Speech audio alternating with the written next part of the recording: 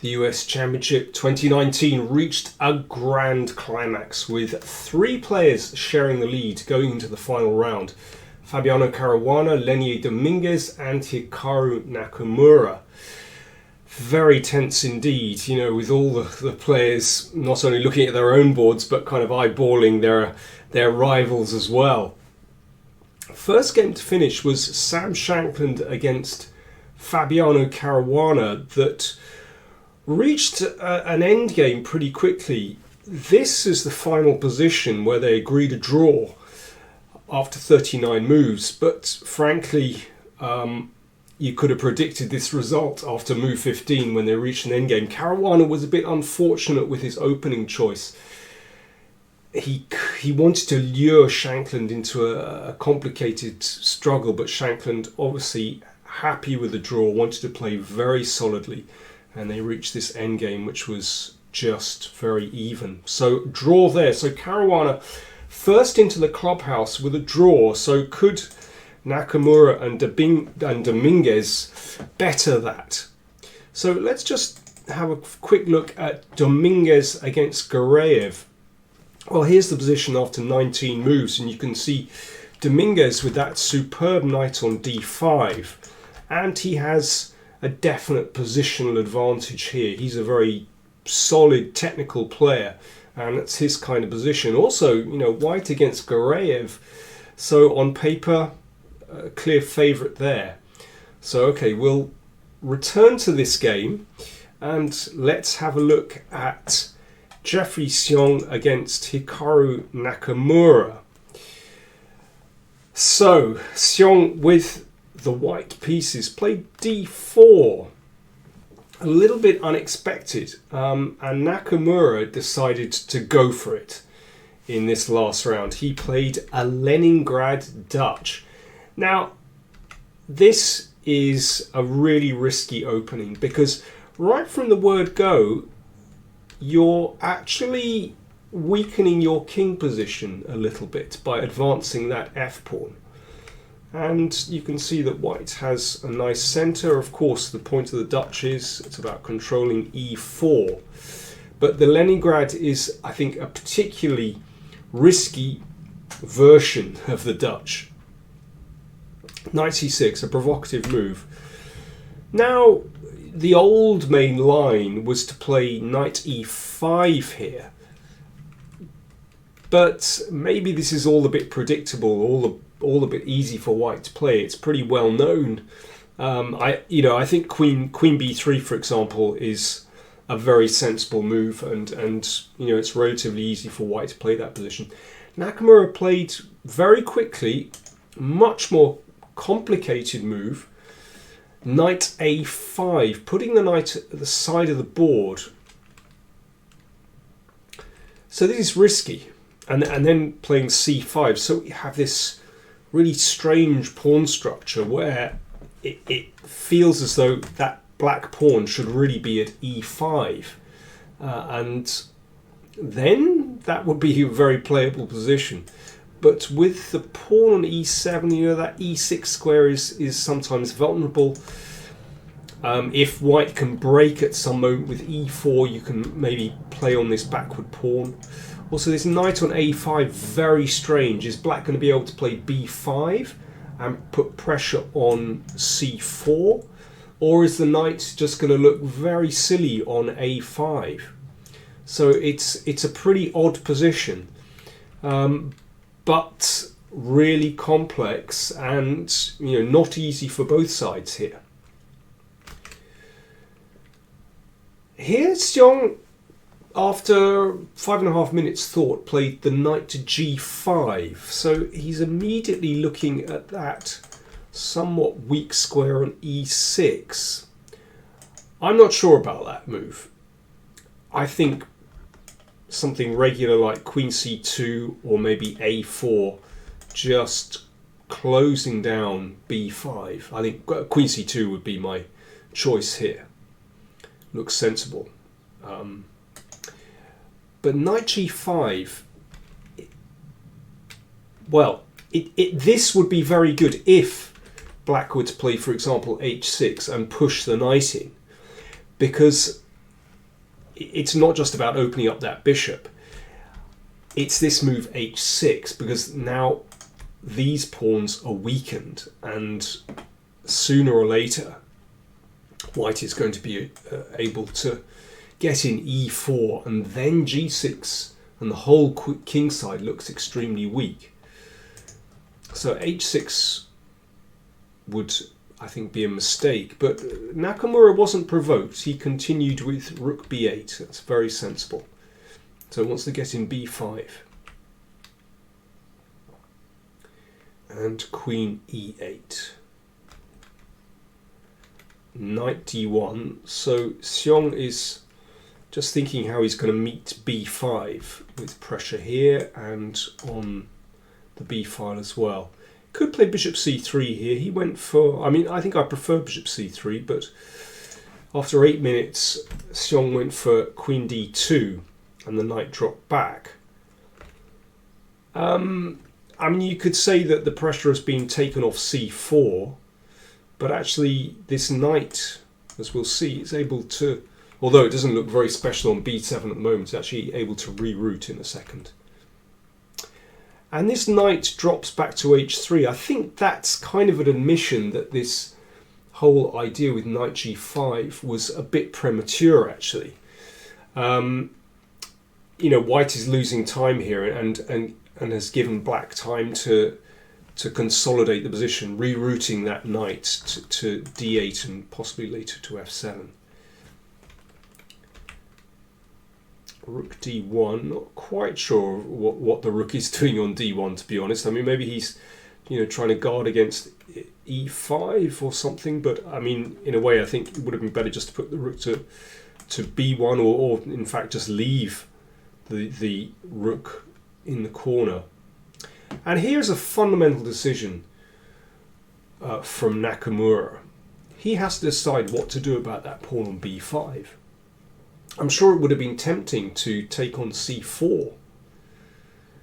And, well, I think after pawn takes, then certainly the rook comes into play, or he looks very risky.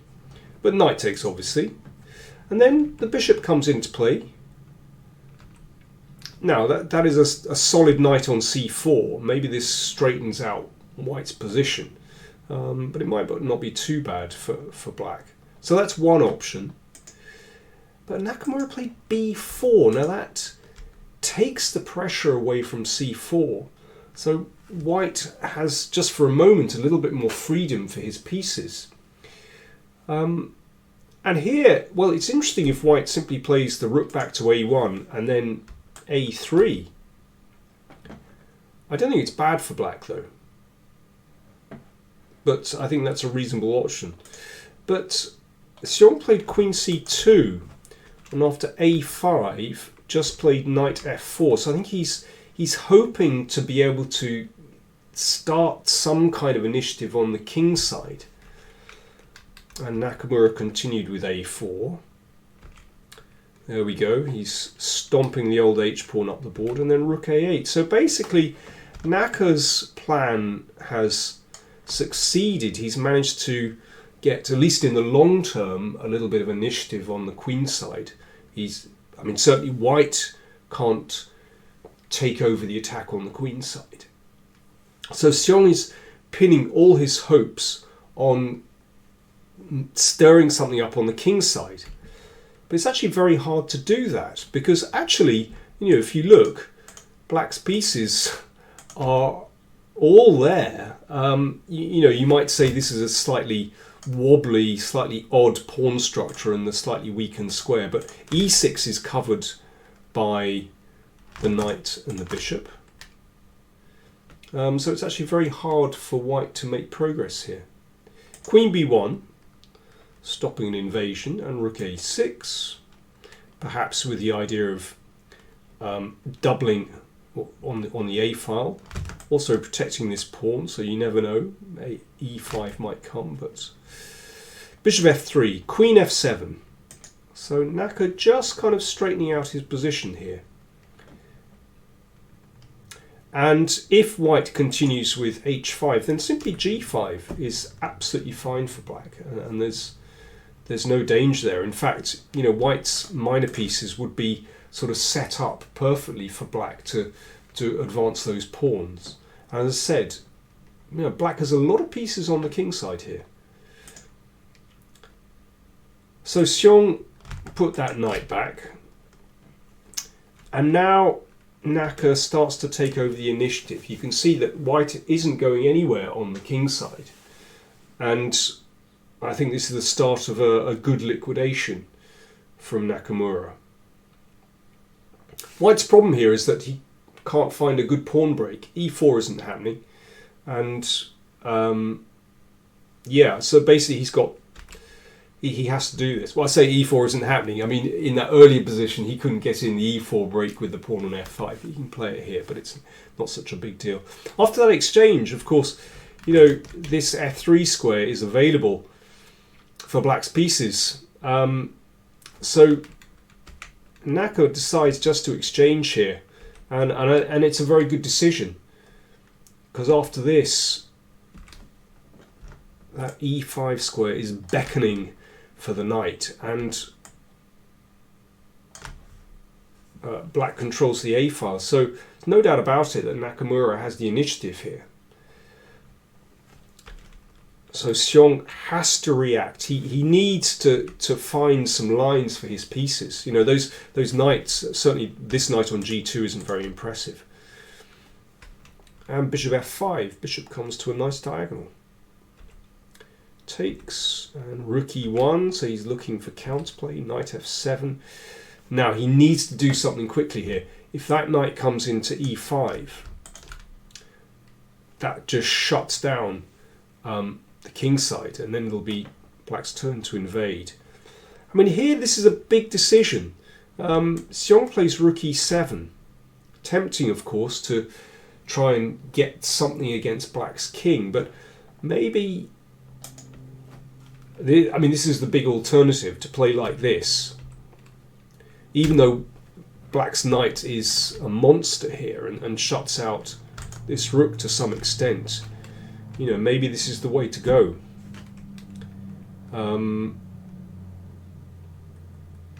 So for example, we get something like this, and this is a double-edged position.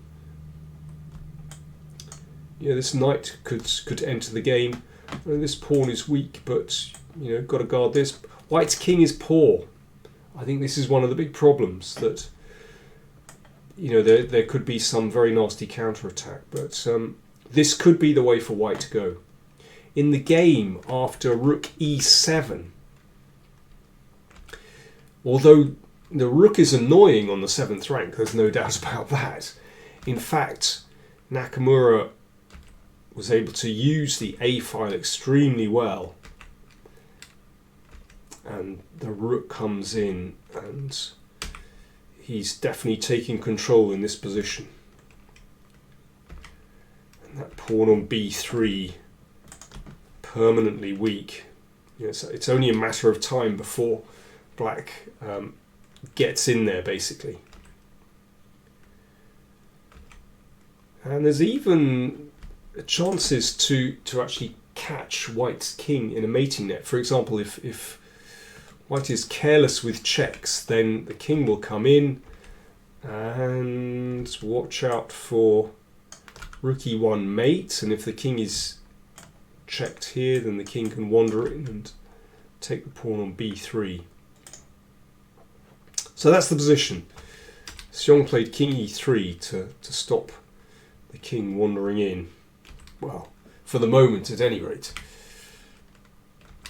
And the king came over, and rook a1. Knight e6, so still a tricky position with, you know, it's like white's rook and knight have made it to the other side of the board, and basically the pieces have crossed over, and black's rook and knight as well. But the difference is that white's king has managed to escape, black's king has managed to escape its lines and is able to help these two pieces. And basically white's king is in huge trouble here. It's not just that there are pawns dropping, but it's white's king is in massive trouble.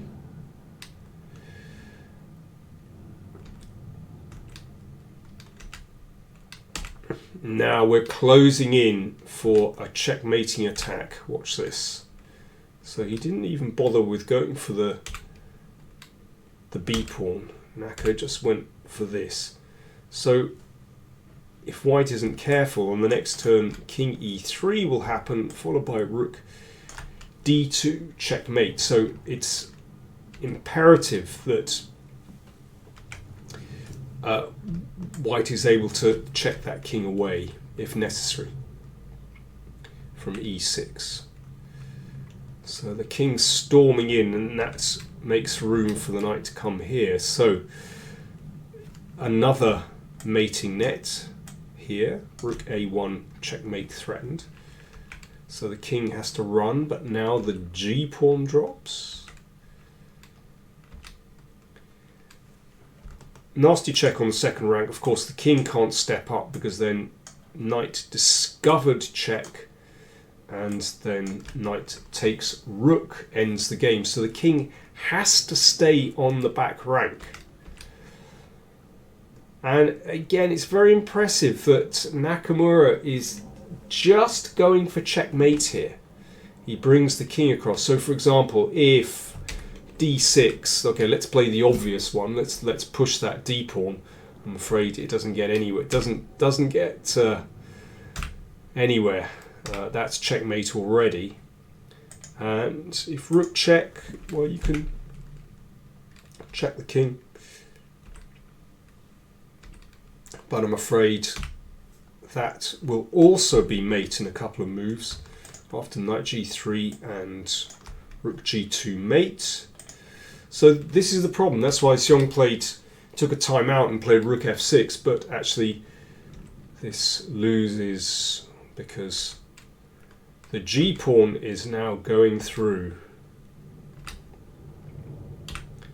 And rook h1, and here Xiong decided to resign. Fair enough. If the king steps back, the g pawn goes through like this, and queen next move. Or if the king steps up to g4, then g2, and again queen next move. So, well, I think a very convincing victory from Hikaru Nakamura, and really bravely played with this risky Leningrad Dutch. But Xiong seemed a little bit at sea, didn't quite get his strategy right. Yeah, and from this moment, knight g4, very, very well played by Hikaru Nakamura. So, what was happening to Dominguez while all this was going on? Well, Dominguez had the advantage, but he didn't quite pursue it in the right way. He managed to win a piece, so he's got this extra piece here, but Goreev has this pawn on b2, just one step away from queening, so the knight has to remain on d2. The queen is holding the pawn, and, well, Dominguez could find nothing better than to exchange queens. Remember, Dominguez has to win this to catch Nakamura, but Goreev successfully managed to exchange a couple of pawns. That the knight prevents the king coming out here, but the king still comes out, and now black is just in time. Threatening to take the last pawn, so that gets defended, but then the king is able to attack the knight, which has to move again. The king attacks the pawn, and here we go. One last try, the knight goes to e8, but this also just results in a repetition. And that was the final position. Here the players agreed a draw, which left Hikaru Nakamura out on his own at the end of the tournament. So he finished with 8 points. Caruana and Dominguez 7.5, and then Wesley So and Sam Sevian quite a step behind with 6 points. So Hikaru Nakamura wins his 5th US title and takes home $50,000. Well played to him. He played very enterprisingly, not just in this game, this final game, but also throughout the championship, actually. And I think his victory was well deserved, although I think Lenier Dominguez played extremely well throughout. Fabiano, well, he didn't quite do it. I think he was a bit unlucky on the final day. Thanks for watching, and I'll be reporting, of course, on the Shamkir tournament, which has just started, so watch out for my reports from there. Thanks for watching.